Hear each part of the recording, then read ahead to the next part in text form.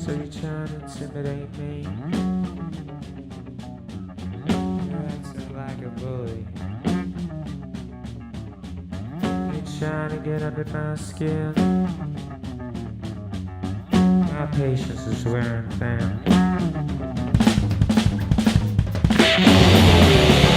And you're taunting me! And you're taunting me! Stop it! Stop it! Stop it! Stop it right now! Stop it! Stop it right now! Welcome to atRecovery. This is Johnny B, and as always, these are my opinions. Today, I wanted to address the, basically, I guess the statement or the question, why am I such a big fat meanie to the fellowships? Because I say things that aren't popular and most people don't want to hear. And so I wanted to address this before I got really into kind of more of the core of a lot of my issues that I have with the fellowship, or a lot of things that I think could be done differently. But I do want to point out the fact, first off, that it's not an accident that I open each of the episodes here with "These are my opinions." I want that to be perfectly clear that when I speak, I am fully cognizant of the fact that these are my opinions. And that when anyone is speaking ever, those are their opinions. And so I wanted to kind of convey that to people, maybe like myself, who struggle with the fellowship in its present incarnation. Because I do believe that it's going through a transitional phase. Right now we're struggling with being able to remain contemporary. So even though I may come off as like, he's such a mean guy and he's really down on the fellowships and they just try to help people, I can point you to some people who really hate the fellowships. I am not one of them, and that's why I'm very careful that when I share, I say these things are for me, and these things are how I do it, and how I look at it, or at least I try to. I mean, if I say, oh, well, you should blah, blah, blah, or we should blah, blah, blah, it's generally because I misspoke. I always am aware of the fact that these are things that work for me. And they may not work for anybody else. Or they may work for lots of people. So I don't know. But first and foremost, my podcast, videos, anything that I release onto the internet are my opinion. And that doesn't make them any less than anybody else's opinion. Bill W.'s opinion, Jimmy K's opinion. They're all opinions. They're all valid. And they all carry equal weight.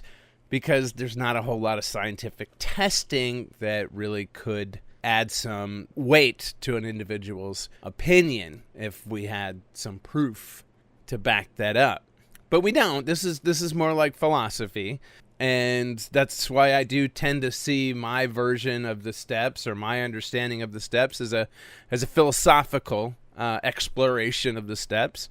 And I just want you to take it like that. And when I say things that maybe are nasty, and sometimes they are, it's just maybe part of my personality. I like to be hyperbolic. Sometimes I'm kidding. And sometimes I'm honestly not happy. And you're going to get a little bit of that during this.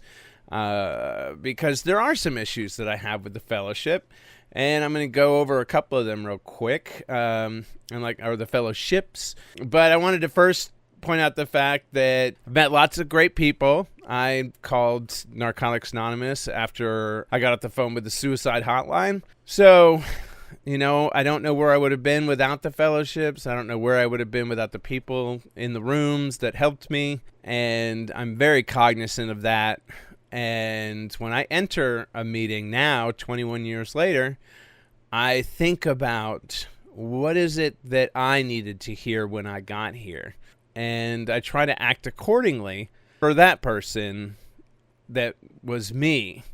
And I think if everyone did that, the fellowship would probably be a much better place to come for help. But they don't. I also wanted to point out that I understand that both Jimmy Keenan and Bill Wilson wanted to be ministers, and so it's understandable that there's some religion inside the steps and inside the literature. It would be weird if there wasn't any, but I believe they wanted to help people, and their addictions or alcoholism or whatever you want to call it had prevented that. And so they found another way to help people. And of course, this was pretty long time ago. And these were people who were heavily influenced by religion. And so it's perfectly understandable that there are things like God in the steps, and there's things like religion in the steps. But it is our task now to readdress some of that in light of the fact that we're having more and more atheists come into the rooms. And also that both fellowships were founded before modern psychology, like Skinner's operant conditioning, Maslow's humanistic work, Bandera's modeling, and any and all forms of client-centered therapy. So it is a product of its time. And like I said, so it's our job to make sure that it remains contemporary and useful as the society in which it exists evolves. Like I said, Narcotics Anonymous saved my life. That was the first place I went. I've also been to AA when I had 10 years clean. I went to AA and I found some assistance there, but I think the work I'd done over in Narcotics Anonymous kind of made it difficult for me because I was taken as a newcomer at AA and subsequently was treated, because there are these book thumpers that have a tendency to pounce on anyone that's a newcomer over there. And they didn't realize that I had already had formed opinions about things that they were going to try to tell me. And so it didn't work out well, even though I was in some emotional pain. I still was very resistant to the fascist mentality that they were presenting a so-called spiritual program with. So it didn't work out too well.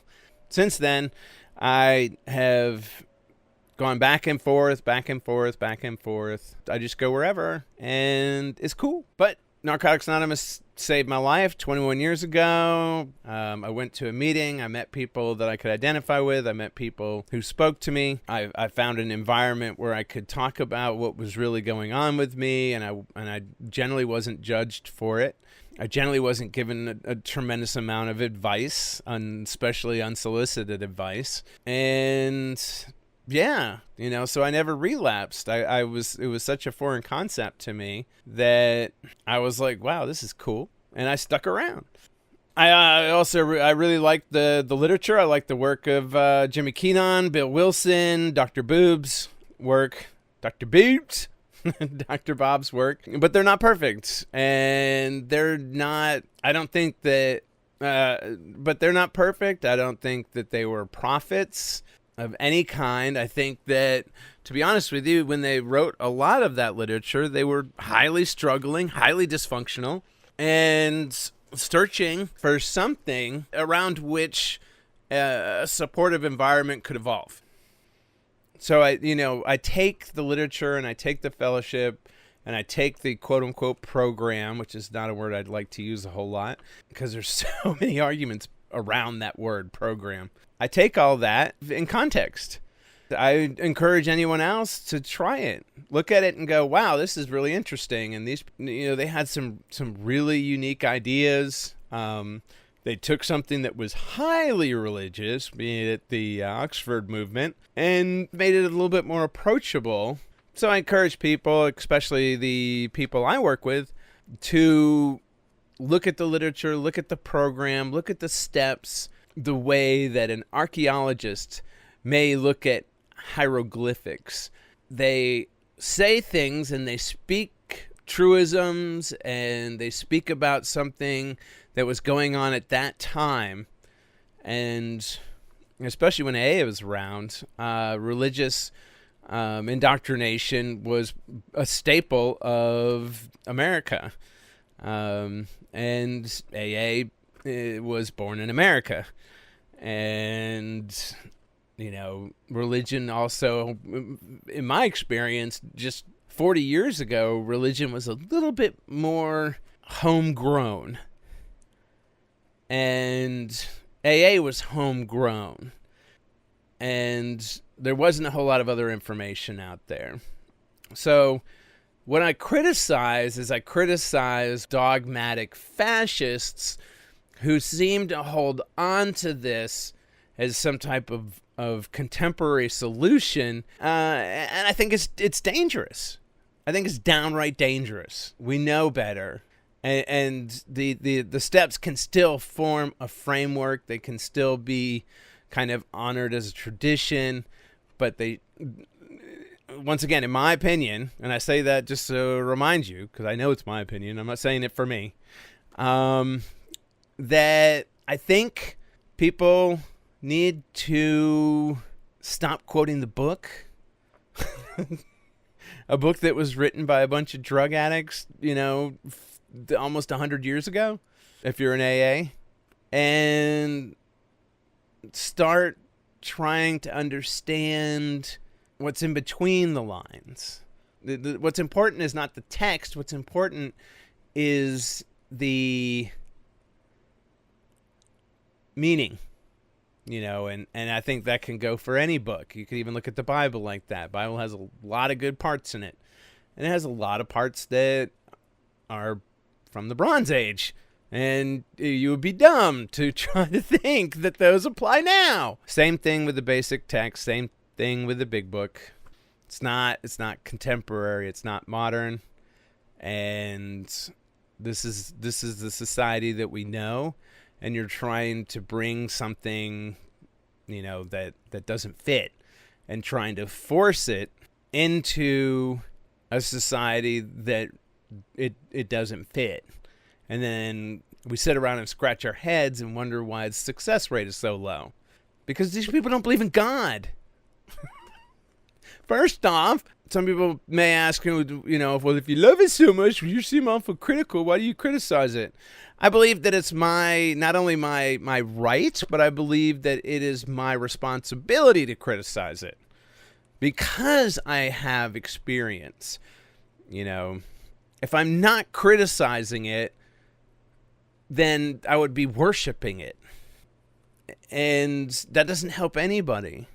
Constructive criticism, constructive discussion should never be suppressed and should always be considered. I consider it. If someone comes up to me and says, well, how do you know you're not creating more problems? And I say, well, if something's like as broke as it is, it's hard to tell because it's already so broken. So why not try to drive it a different way and see if maybe it becomes untotaled by some strange miracle? But the way that you're dragging it around isn't working either. And so let's try some other things. Or let's get some feedback from the community. And let's admit that it's not working. And I can say it's not working even though I've been clean for 21 years. And I've never relapsed since the first day I walked into a meeting. I can say it's not working because I put a lot of people that I was really fond of in the ground. And these people worked steps. These people had sponsors. These people went to meetings. So why do I criticize the fellowships? For them.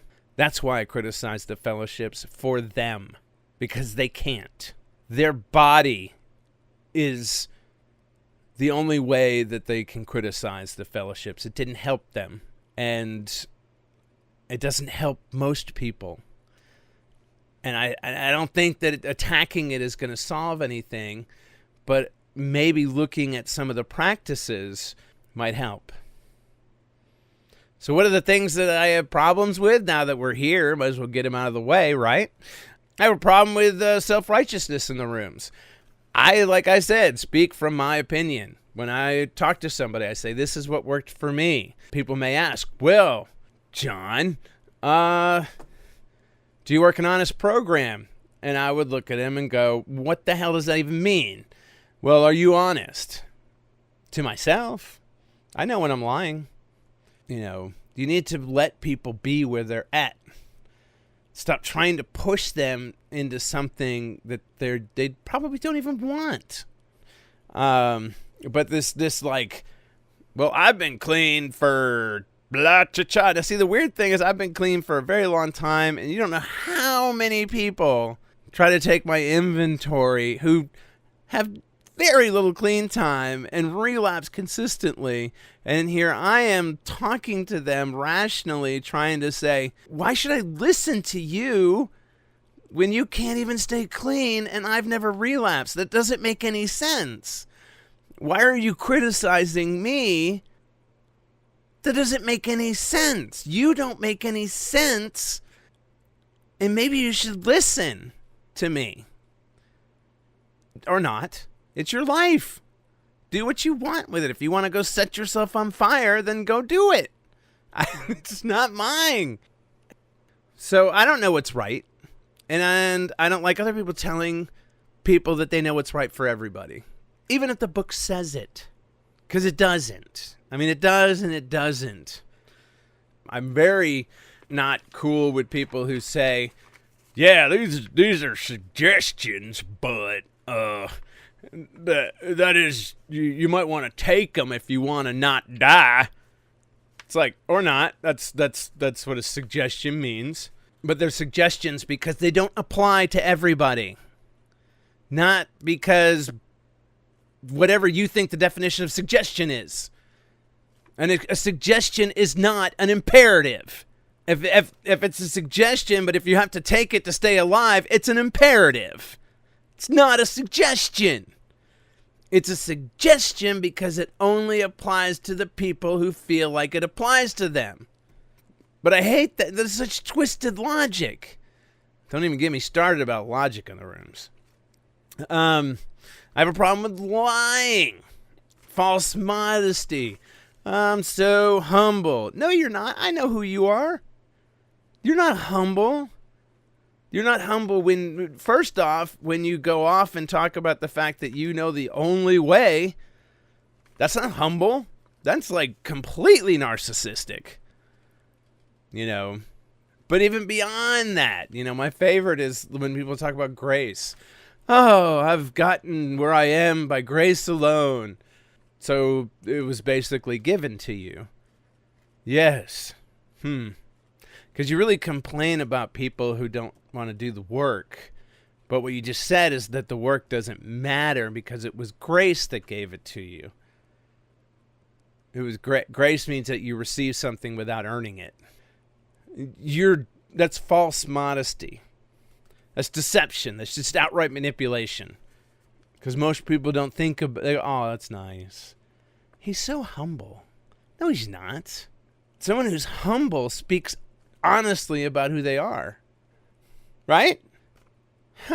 Lots of things to think about. But see, these are the things, is that this is all going to kind of come, like, it's all orbiting around this one issue that I have, and that's where thinking is discouraged because it seems to be something that people are afraid of. Don't think about it. Okay, yeah, that's fine. Don't think about all the people that relapse. Don't think about all the people that die. Don't think about the people that make it and aren't around and they're on Facebook and they've been clean for a long time, but they don't go to meetings anymore. And don't think about how that conflicts with your fundamentalist view of the literature. So, you know, that kind of like, oh, and fake it till you make it. That's like the epitome of lying. Because I'm not only lying, you know, if I'm sponsoring somebody and I tell them fake it till you make it, and I don't explain, that means just go to work and don't use and call me, you know, or reach out for help and find people that you can trust to reach out to that are going to be affirming and supportive and not judgmental and not punishing. If that is what I mean by fake it till you make it. If I mean get on your knees and pray to a God you don't believe in, that's lying.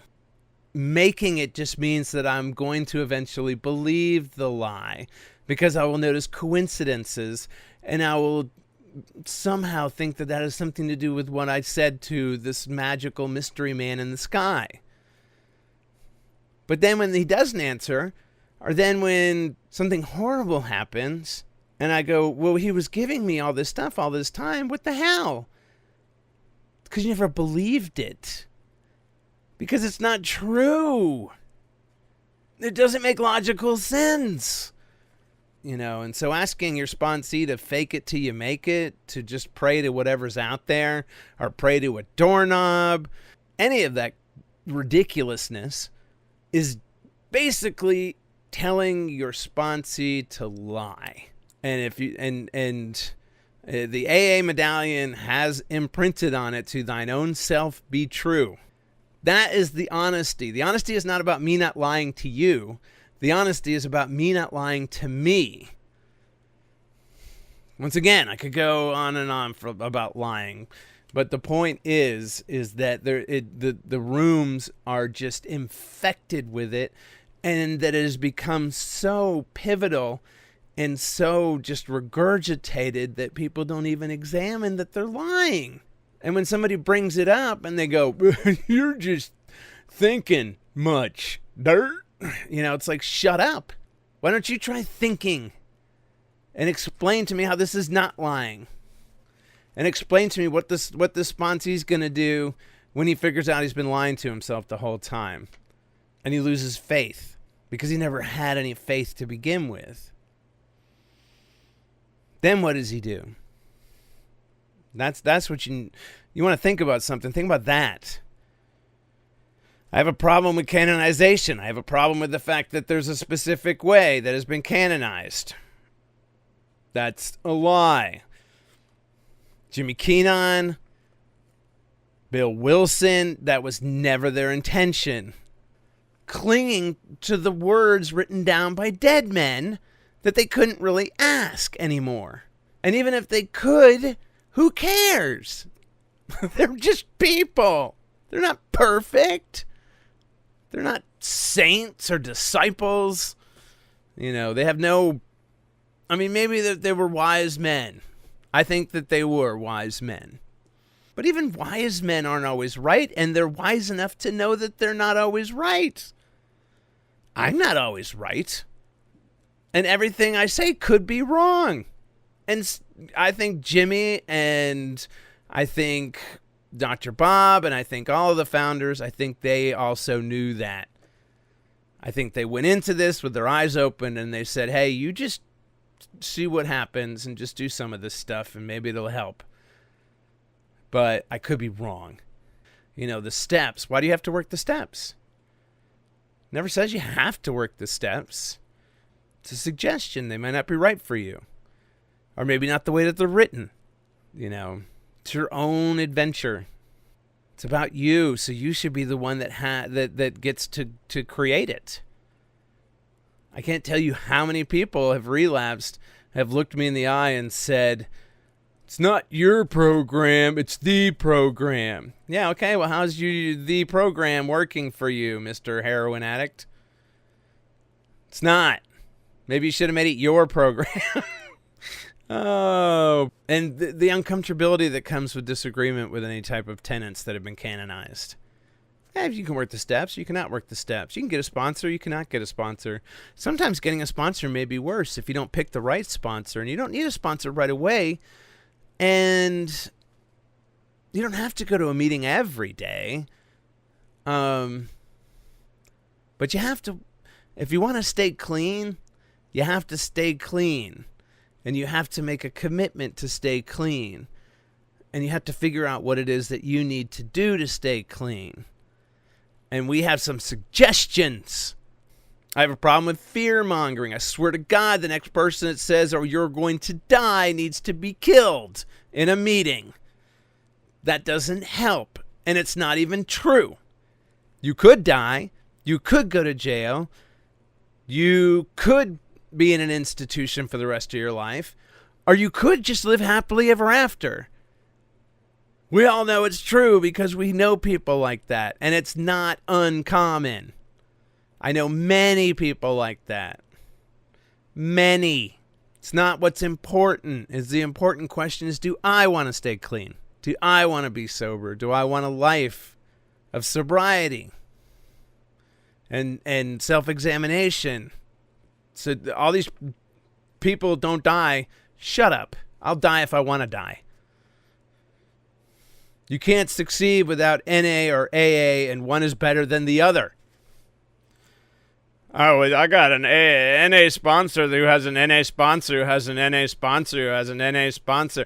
I know these pyramid schemes. Eventually the person at the bottom has to be sponsoring somebody in the mix, and so you're actually sponsoring yourself through other people.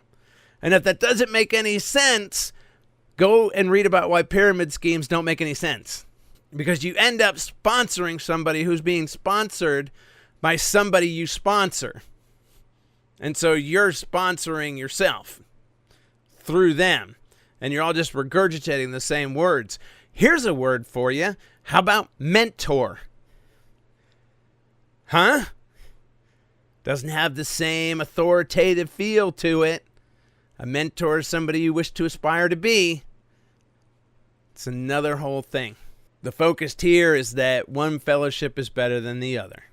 Or that you can't make it without either. Those are lies.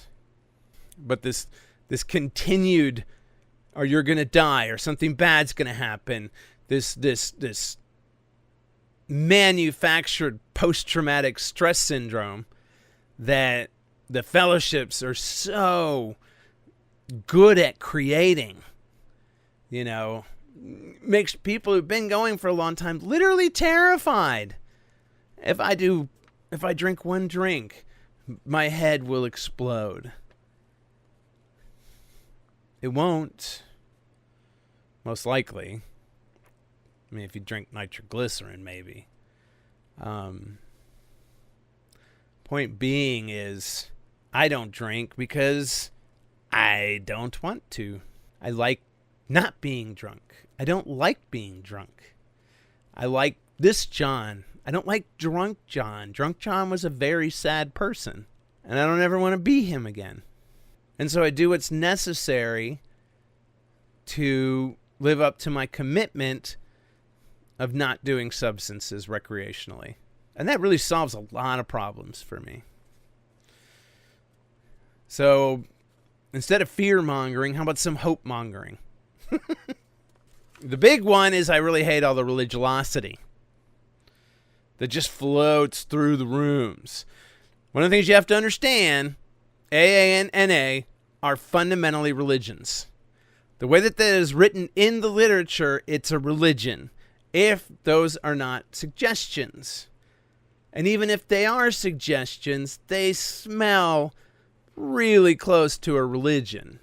But if somebody says, no, you emphatically need to work the second step, you need to find a God that is some type of superhuman God, and that individual, or whatever it is, flying tortoise, needs to be able to blah, blah, blah, blah, blah. Once they start talking about imaginary things, and by imaginary I mean things that cannot be scientifically proven, now you're talking about a religion.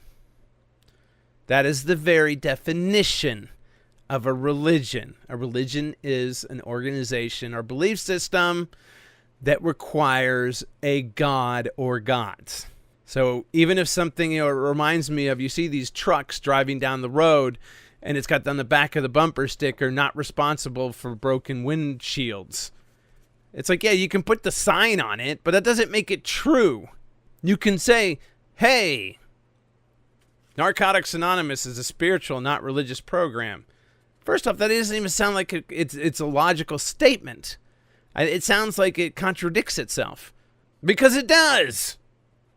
And I'll go into all of this stuff. I'm just getting it out in the open that I love the fellowships and I love the potential, but it's some of the things that I don't like about it that are so ingrained and need to be addressed. And I'm not leaving the fellowships and then throwing stones at it. I'm inside the fellowship saying, I've been here for 21 years. I've done service work and I've done all of this stuff. And I tried to believe in God and it didn't work. and I see things through my eyes, and I want to talk about them. Anyways, so trying to address some of those cult-like practices, like the fact that newcomers are given this like importance, that is very cult-like. Oh, come to us. Oh, we all love you. Oh, you're so great. Everyone here's you're gonna do so good here. Your life is gonna change. Blah blah blah. Day 2. Never mind. You're not new anymore. Being and it's not like we're just like supportive. It's like it's part of our dogma. But just telling someone, hey, they're the most important person, and clapping for them and saying, keep coming back. That is cult strategy 101. I'm not saying that's what we're doing, and I'm not saying that's what the intention is. I'm saying that's what cults do. The Gregorian chants at the end and the beginning of the meeting. It's what they do. So we need to be very careful with new people to let them understand that all of this is voluntary, and you're welcome regardless of what you do. And if you want to join in with the chant, you can join in with the chant or prayer or whatever you want to call it.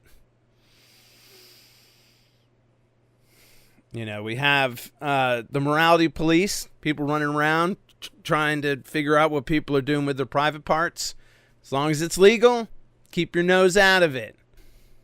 Leave them alone. As long as it's legal.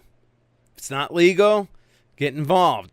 We get our noses in stuff, and then as soon as somebody breaks a law, we're like, oh, we're anonymous. We've got no opinion on that. Yeah, I guarantee you that's going to stop holding up in court real soon. We have a religious text. A religious text is, that supersedes any type of logical criticism by the members, not by the text itself. The text is just a text. It's open for interpretation. But members get very upset when you quote literature, or when they quote literature and you go, okay, that's a sentence that was in the book. What am I supposed to say? Like, oh, the literature says. Really? Really? That's your argument. That's your whole argument, is that the literature says. Well, on page XYZ, paragraph 4, sentence 3, it says in the. So you remember that. In the whatever. Could be stuff. And I'm going to use that. And because I can't remember the whole text. And I'm certainly not going to get into a thoughtful discussion about what it means or whether or not it has any contemporary pragmatism involved in it. So yeah. People are discouraged to think for themselves. I don't even have to go into that. People are expected to reveal their quote-unquote sins to another person. Reminds me a lot of confession. You've got the 4th step. You've got the 6th step. You've got the 7th step. Sounds a lot like confession. 8 and 9. You may be telling people laws that you broke. And these are people that have no real kind of... they don't have to keep it a secret. There's no ramifications for them if they don't. And I guarantee you that lots of people don't. I know some that haven't. It just smells like a religion. It smells like Scientology. There's a lot of use of shame. Once again, reminiscent of Catholicism. Lots of shame. Oh, there's no shame in relapse if you if you establish again. Really? Because the last X amount of years, I've been hearing that the relapse is terrible. And it's horrible, and that's all we talk about is how we don't want to do it. And all we do is we praise people for how much clean time they have. I've never relapsed. You know what?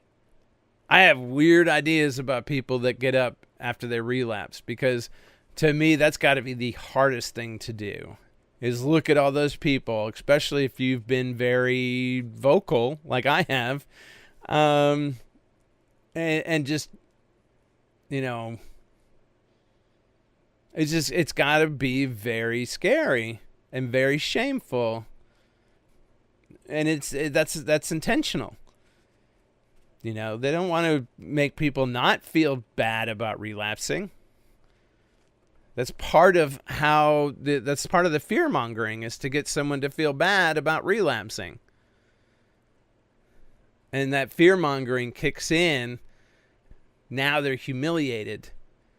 And they feel like they've been lying. But this has all been established over a period of time. It is not ridiculous that these people feel ashamed when they reestablish. And then part of that, encourages them, if they do relapse, to never come back again. And a lot of people never come back again because of the stigma that we have placed in them over years and years and years. We don't go into meetings and go, well, if you relapse in the future, that's fine. I've said that, but I don't think anyone else has. People call me and they're like, yeah, relapse. I was like, I don't care. What do you want to do? What do you want to do today? Do you want to do drugs? If you do, I don't know what to tell you. Or you want to get clean? Or you want to talk? What do you want to do? I don't care about what you did yesterday. I care how it made you feel. Take that. So, what is the thing? What is the big thing that brings me to this now? I've done other podcasts in the past. They weren't as critical. Biggest thing is that the fellowships are coming under attack. And if you don't believe it, you're blind. Police districts that have sent people to AA have lost several battles because AA has been officially classified as a religion. And that it's unconstitutional to force people to go to it. And so, what's next? We have cultist groups like the Atlantic group. And then some of the groups that I've been to that are smaller groups, very cultish, but this idea that, everyone group's autonomous. I could open up an AA meeting tomorrow and call it Smoke Pot here in Colorado. And technically AA would have to list it. And what we do is we smoke pot during the meeting. We just get this huge peace pipe and we just pass it around. That's autonomy. I can do whatever I want. We can have naked meetings. That in order to be part of the meeting, you have to be naked. If you think this is ridiculous, we have meetings like that here in Dallas. We have meetings like that all over the country. But there are people who force people to put on suits and a necktie, say this is what recovery is about, is suits and a necktie. And I had a conversation with one of those people, and I said, well, why the hell do you have them wear suits and a necktie? Well, it's a job, and you wear that when you go to work. Yeah, maybe in the 30s, you idiot. Are you kidding me? I'm a graphic designer. I wear shorts and a t-shirt to work. So that's what I'm going to wear to your goddamn meeting. And it's not like I just want to go in and explode things, but some poor bastard is going to walk into that meeting having whenever I see a meeting of recovery, I think about, this is the first meeting I ever walked into. In 1995, what if this was the first meeting I ever walked into? Because when I walked into my first meeting, I thought that the chairperson was a counselor because he was wearing a tie. And I knew nothing. So I look to myself and I say, how would I respond to this? And not well. Not what I needed. And fortunately, not what I got. I got lucky. That I didn't walk into some AA groups that are out there. And the fellowship gives that group validity by allowing it to operate. And there's a real easy way to put a stop to that. You go to your local area, you put out a call, you get a couple hundred people, you have them all wear wife beaters, t-shirts, and flip-flops, and you go to that meeting for 6 months straight. And then you actually get on the group conscience. Because if one thing that is guaranteed by our traditions, it's that we're a democracy. So if you don't like a meeting, because we used to do that in Memphis. if there was a meeting, we had a meeting that was too uber religious, and it was all messed up. And me and a friend of mine went. This was back when I was all into industrial music and metal, and I had about 3 years clean. And me and my friends were, we had these T-shirts that had, upside down pentagrams on them, but we got together and we would go to that meeting. Everyone owns a little piece of NA and AA. Everybody that's a member, that's the great thing about it. We're under attack because there's no accountability. We have anonymity. We don't talk to police. We don't talk to, for the most part. So people get victimized. Nobody knows who other people are. I know of, if you walk into a meeting, you don't know if you're sitting next to a sex offender. And I'm not saying that sex offenders don't have a right to be there. Or I'm not saying that people with a criminal history don't have a right to be there. But I do believe that people have a right to know if these people have issues like that before they go and hang out with them, or before some girl says, wow, that guy's nice, I'm going to take him home. And then half the group goes, oh yeah, she died. Oh wow, man, how come nobody knew that he was a blah blah blah? Oh yeah, a lot of people knew. Well, why didn't you tell her? Anonymity. Okay, you're terrible. You don't understand what that means. You don't understand what that. It's not a way to get around the law. And we have no Jaffe privilege. So if you're subpoenaed, you have to show up and you have to talk, or you do go to jail. We're not therapists and counselors. We have no Jaffe privilege. We're not protected. But, that's part of the thing, is there's no system of accountability set up. And that when people come to us or people are sent to us, we're seen as professionals or someone with a solution. And we're not. We're not. We're just dopey people that stumbled into a meeting. And we try to support each other. And we have some basic suggestions. That's it. And you don't have to follow them. And a lot of us don't follow them. And some of us don't follow them, but we say we follow them. It's just a giant clusterfuck. But we stay clean. We're not professionals. We don't know necessarily how to help you. Our design is to help you help yourself. That's why we can't tell you what you need to do. In NA, they have a great statement that says, we don't care what or how much you use or who your connections were, only in what you want to do about your problem and how we can help. We have a facilitative role. We're here for you, and you need to define your own program. And if you start off by going, I don't know what to do, then we can make some suggestions. And hopefully they're things that we actually did. And we're honest about it. And we say, yeah, I was told to call my sponsor every day. Funny. That's 100% honest. Did you call your sponsor every day? Yeah. Every day? Well, sometimes, I would miss a day. How many? I don't know. That was 20 years ago. Huh. So you didn't call your sponsor every day. So it's okay if I miss a day. No. You're dumb. That would make no sense. But mostly the reason why I criticize 12-step fellowships is because I think that we could do a hell of a lot better. And I think we have the opportunity to do a lot better. I think we have people who come to us who need help, and we can provide them with an environment that can help them when we get ourselves out of the way, our egos. We can offer them an environment of non-judgment, because I guarantee you, if you're a new person and you walk into a room, you're in a room full of psychopaths. That's hyperbole. I told you, I use hyperbole.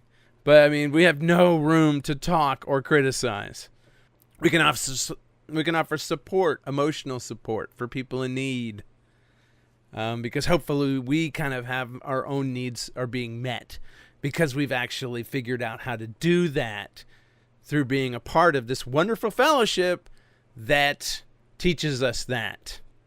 We can offer hope for people who are hopeless or afraid. So take all that "you're going to die" BS and say, well, hey, man, why don't you not, what are you really getting out of drinking and doing drugs? Nothing. I mean, it just seems to bring you a lot of trouble. What if I told you that I used to be there and my life now is a lot more fun and a lot more interesting? And then you actually have to have a fun, interesting life. That's the challenge. Hopefully you've developed one through being around for a while. And you can convey that to them, and you're not going, yeah, I hate my job. I've been clean for 25 years. Well, are you looking for another job? No. Why not? Because I'm afraid. Oh, me too. I'm afraid to leave my job. Huh. Sounds like we're in the same place. All right. We can offer fellowship for people who are lonely. We can offer connection for those who feel disconnected. And we can love the people who feel unlovable. But mostly I don't hate the fellowships. I like the fellowships. I love them enough to be honest with them. And I think that if you're afraid of the fellowships and you've heard stuff that doesn't make sense, tell them, I don't want to pray to just whatever, just because you tell me to. I don't believe in God. And I have no interest in believing in God. Most people that come here are atheists, agnostics. It's a long discussion, but just they either don't believe in God or they don't know if they believe in God. And they are totally okay with staying that way. So leave them alone. Because the issue is not all of this crap that I just read off. The issue is what is who they are.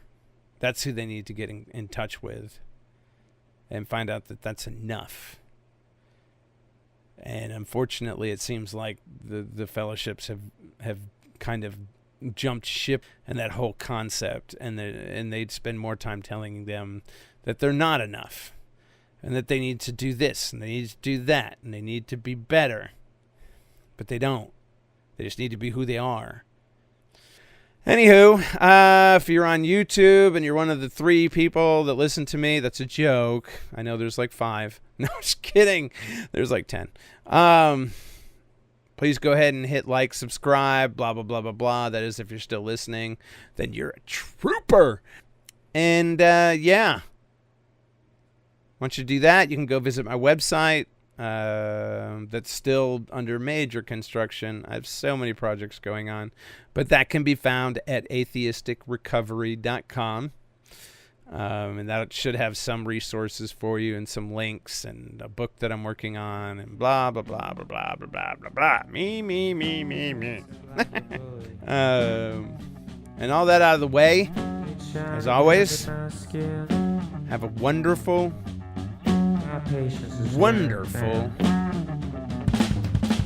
day. And you're taunting me! And you're taunting me! Stop it! Stop it! Stop it! Stop it right now! Stop it! Stop it right now! I'm just a little kid. Other side is something big. Do you think that what you did would bring you back to this?